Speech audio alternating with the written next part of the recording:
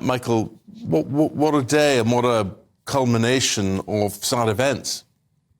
Eamon, a lot of royal news yesterday and none of it good.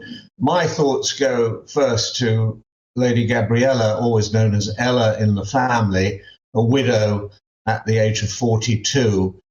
She was there with her husband at Prince Michael's birthday party at Kensington Palace, which I attended in 2022. And she's an utterly charming girl, taking on the role of hostess for her father and putting everyone at ease and making everybody welcome. And they seem to be an extremely happy couple, last seen out on St. Valentine's night, and only married for, well, not quite 5 years. They married at St. George's Chapel. You just saw the lovely pictures there, and there is that day. That was shortly after your favourite people, the Duke and Duchess of Sussex, had married there. And their wedding reception was also at Frogmore House, where the Sussex's wedding reception was. I think we can say that this affair was slightly more, shall we say, toned down, maybe even in slightly better taste, certainly less Hollywood than the Sussex's wedding. And now he, interesting man, in a statement from his family and from Lady Gabriella, an exceptional man who lit up people's lives. He made a lot of money in asset management, which essentially is using other people's money to make more money. But he had a career working for the Foreign Office in Baghdad for a number of years, and he was involved in peacemaking initiatives and also negotiating hostage release. He's been found dead on Sunday at a house in Gloucestershire. Now, obviously, with every unexplained or sudden death, the coroner will be involved and there will be an investigation and there'll be an inquest in due course. But very, very sad day for her. Yes. Gabriella's brother, of course, Lord Frederick Windsor, is married to the actress Sophie Winkleman, who, of course, is the half-sister of Claudia Winkleman. As you said earlier, Pip, I think it was, I was listening to you, the Duke and the Prince and Princess Michael of Kent did actually attend the service yesterday, the memorial service for the late King Constantine II of Greece. So they did go there, but obviously a terrible shock for the whole family. Yeah, and Michael, that can't have been easy for them, not least because, as you say, it was in the exact same venue that they had married just 5 years previously. Which leads me on, to why Prince William wasn't there. I mean, he lives, 3 miles away, Adelaide Cottage, short notice pulling out for personal reasons. We now know that the Prince and Princess Michael of Kent obviously had serious personal reasons not to be there as well. How worried should we be, in your opinion, about his household? Not for the first time in your life. You ask the key question: why? Why did he pull out?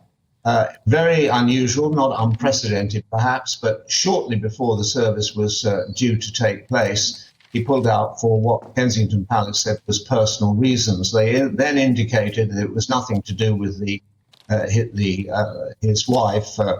Kate, Princess of Wales, whose recovery, we were told, is progressing very well. So why did he do so? What he did do, being the gentleman he is, he did ring the widow of King Constantine and his heir, Prince Pavlos, to say that he wouldn't be there, and I'm quite sure they understood the reason. But what is the reason? I was giving brownie points to Kensington Palace over the handling of recent things. I think they were being more candid. I think that was a lot more welcome.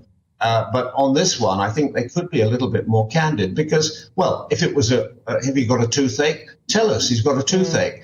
There's some other explanation. Otherwise, what you're going to get is what we've got: speculation. What's happening? Rumor abounds. And I think that's always a very bad thing. I think Kensington Palace and indeed Buckingham Palace could go further down the route of letting us into their confidences when they can. Of course, some things are private. They have to be private and they should be private.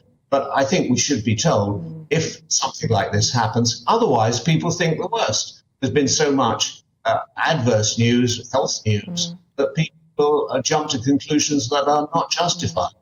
Well, more than let into the royal family's confidence, leading the royal family yesterday, Prince Andrew in the front pew of mourners there, alongside Princess Alexandra, the Duke and Duchess of Gloucester, Princess Anne and her husband, and Queen Camilla.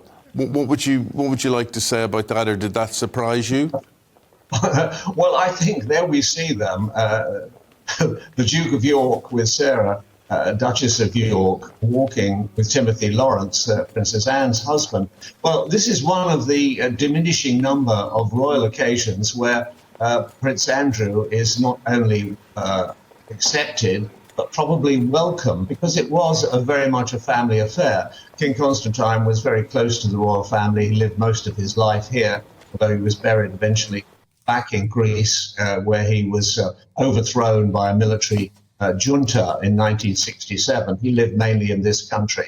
So there you saw Prince Andrew, very pleased to be out with the family, as you say, front and centre. But I think that's as far as it's going to go with regard to him playing anything like a role in the everyday life of the royal family. Yeah, it's interesting. The royal news, different angles, all making the headlines, but the Mirror saying Prince still doesn't get it. Obviously not impressed to see him leading the royal family yesterday. But other royal news today, we're expecting a decision on Prince Harry's security. So it feels like there's just a never-ending stream of royal stories today, Michael.